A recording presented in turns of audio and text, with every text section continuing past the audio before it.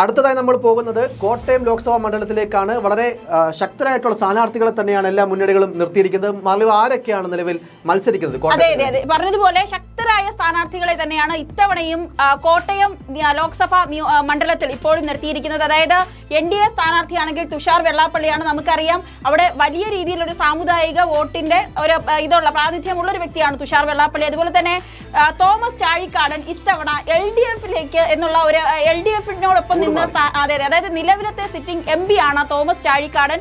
UDFിനൊപ്പം ആയിരുന്നപ്പോൾ, കേരള കോൺഗ്രസ് UDFിനൊപ്പം ആയിരുന്നപ്പോൾ UDFിന് വേണ്ടി നിന്നൊരു സ്ഥാനാർത്ഥി ഇത്തവണ നിൽക്കുന്നത് LDFിനോടൊപ്പമാണ് എന്നുള്ള മറ്റൊരു കൗതുകകരമായ ഒരു വിശേഷം കൂടി കോട്ടയം ലോക്സഭാ മണ്ഡലത്തെ സംബന്ധിച്ചുണ്ട്. അതുപോലെ തന്നെ UDFിന് വേണ്ടി ഫ്രാൻസിസ് ജോർജ് എന്ന അവിടുത്തെ തന്നെ പ്രാദേശികമായ ഒരു കാര്യങ്ങളൊക്കെ അറിയാവുന്ന ഒരു നേതാവിനെയാണ് UDFും അതിനായി ആ ഒരു ദൗത്യം നൽകിയിരിക്കുന്നത് എന്നുള്ളതാണ്. പക്ഷെ ഇവിടെ ഏറ്റവും എടുത്തു പറയേണ്ടത് തോമസ് ചാഴിക്കാടൻ എന്ന് പറയുന്ന ഒരു വ്യക്തി കഴിഞ്ഞ ഒരു സിറ്റിംഗ് MP ആണ്.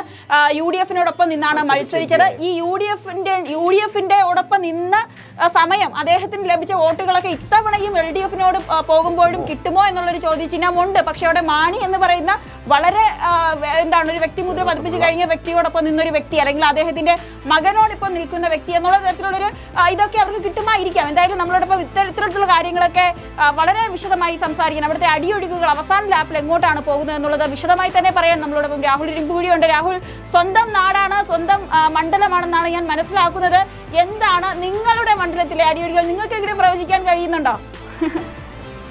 മാർലിവ, ആദ്യം തന്നെ ഒരു കാര്യം പറയാം, എന്റെ മണ്ഡലമല്ല, ഞാൻ പത്തനംതിട്ട മണ്ഡലത്തിൽ പെടുന്ന ആളാണ്. പറയട്ടെ, എന്താണെങ്കിലും കോട്ടയത്തെ കാര്യങ്ങൾ അറിയാം. കോട്ടയം വളരെ ആവേശത്തോടു കൂടി തന്നെ പോവുകയാണ്. മാർലിവ തന്നെ സൂചിപ്പിച്ചതുപോലെ തന്നെ ഒരുപാട് പ്രത്യേകതകൾ ഇത്തവണ കോട്ടയത്തിലുണ്ട്. കാരണം ഒന്ന്, ഈ തോമസ് ചാഴിക്കാടൻ കഴിഞ്ഞ തവണ UDFിന് വേണ്ടി മത്സരിക്കുന്നു, വിജയിക്കുന്നു, MP ആകുന്നു. ഇത്തവണ അതേ തോമസ് ചാഴിക്കാടൻ തന്നെ വീണ്ടും മത്സരിക്കുന്നുണ്ട്. പക്ഷേ മുന്നണി വേറെയാണ്.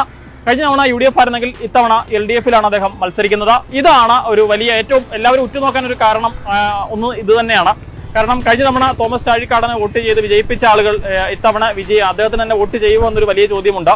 എന്താണെങ്കിലും LDF ക്യാമ്പ് വളരെ ഒരു പ്രതീക്ഷയിൽ തന്നെയാണ്. കാര്യം കഴിഞ്ഞ തവണ UDFിനെ പിന്തുണച്ച മണ്ഡലം ഇത്തവണ കേരള കോൺഗ്രസ് എമ്മിന്റെ കൂടി ഒരു വരവ് LDFിലേക്ക് ഉണ്ടായതോ ആ ഒരു സാഹചര്യത്തിൽ തങ്ങൾക്ക് എളുപ്പത്തിൽ വിജയിക്കാൻ സാധിക്കുമെന്നൊരു പ്രതീക്ഷയിലാണ് LDF ക്യാമ്പ് ഉള്ളത്.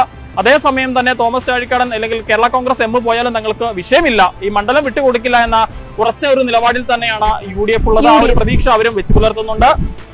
ഒപ്പം തന്നെ എടുത്തു പറയേണ്ടത് തുഷാർ വെള്ളാപ്പള്ളിയുടെ ഒരു സ്ഥാനാർത്ഥിത്വം തന്നെയാണ്. അതാണ് ഈ ഒരു മണ്ഡലത്തെ ഏറ്റവും ശ്രദ്ധേയമാക്കുന്ന മറ്റൊരു കാര്യം.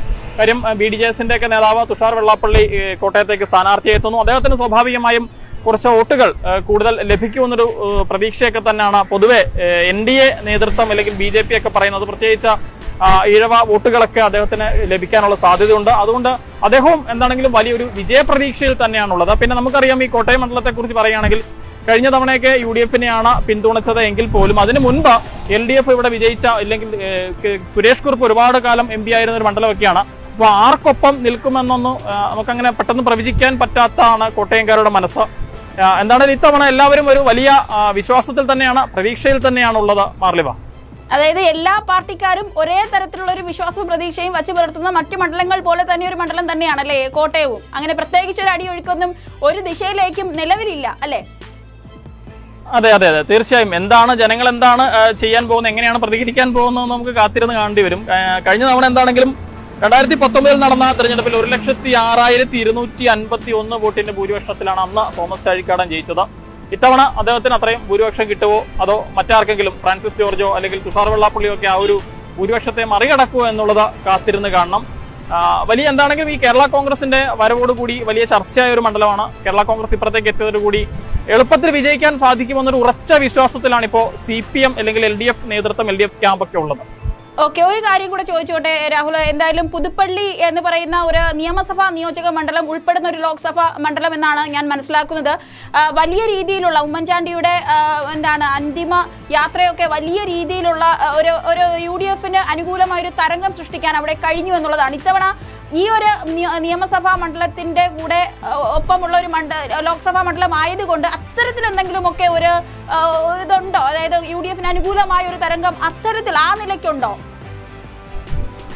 തീർച്ചയായും പുതുപ്പള്ളി നമുക്കറിയാം, പുതുപ്പള്ളി ഈ കോട്ടയം മണ്ഡലത്തിൽ പെടുന്ന തന്നെയാണ്. അപ്പൊ പുതുപ്പള്ളിയിലൊക്കെ പൊതുവെ ശക്തമായും UDF-നൊപ്പം നിൽക്കുന്ന ഒരു പ്രതീതിയാണ് മുൻ വർഷങ്ങളൊക്കെ കണ്ടുവന്നത്.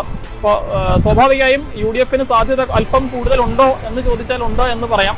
എന്നാൽ മുമ്പ് സൂചിപ്പിച്ചതുപോലെ തന്നെ കേരള കോൺഗ്രസിന്റെ വരവോടുകൂടി എന്താണ് സംഭവിക്കുക എന്നുള്ളത് നമുക്കൊരു പ്രവചിക്കാൻ പറ്റാത്ത സാഹചര്യമാണ്. കാരണം കേരള കോൺഗ്രസ് കൂടി LDF-ലേക്ക് കൂടി എത്തിയത് കൊണ്ട് LDF-ഉം കൂടുതൽ ശക്തമായി. പക്ഷേ നേതാക്കൾ എത്തിയെങ്കിലും പ്രവർത്തകർ വോട്ട് ചെയ്യുമ്പോൾ ആർക്ക് ചെയ്യുമെന്നുള്ളത് അറിയില്ല, അത് പ്രവചിക്കാൻ പറ്റില്ല. എന്താണെങ്കിലും കോട്ടയത്തെ സംബന്ധിച്ച് കാത്തിരുന്ന് കാണുക എന്ന് മാത്രമേ പറയാൻ പറ്റുള്ളൂ ഇപ്പോഴത്തെ ഒരു അവസ്ഥയിൽ.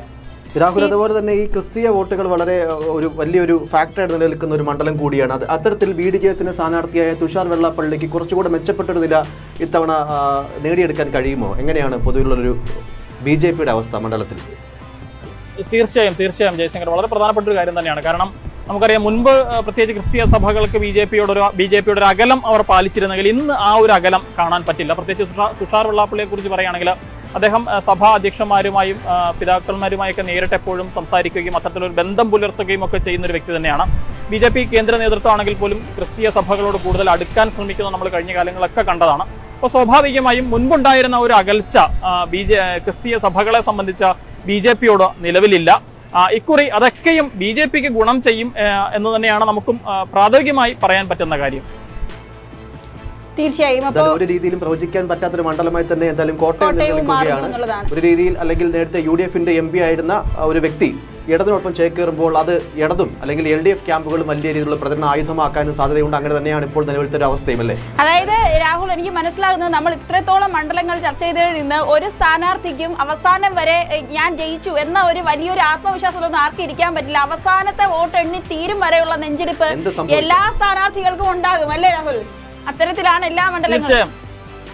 തീർച്ചയായും കോട്ടയം അത്തരത്തിൽ ആ ഗണത്തിൽപ്പെടുത്തേണ്ട ഒരു മണ്ഡലമാണ്. കാരണം അത്രത്തോളം ശക്തമായ പോരാട്ടം നടക്കുന്ന ഒരു മണ്ഡലം. പ്രത്യേകിച്ച് ഈ പറഞ്ഞ പോലെ കേരള കോൺഗ്രസിന്റെ ചുവടുമാറ്റമാണ് അതിനൊരു പ്രധാനപ്പെട്ട കാരണം. അതെ, വലിയ A ക്ലാസ് ഒന്നും അല്ലെങ്കിലും ഏറ്റവും ശക്തരായ മുന്നണികൾ ഏറ്റവും ശക്തമായി തന്നെ മത്സരം കാണുന്ന ഒരു മണ്ഡലം എന്നുള്ളത് തന്നെയാണ് കോട്ടയത്തെ പറയാവുന്നത്. എന്തായാലും നന്ദി രാഹുൽ, അതിനൊപ്പം ചേർന്നതിന്.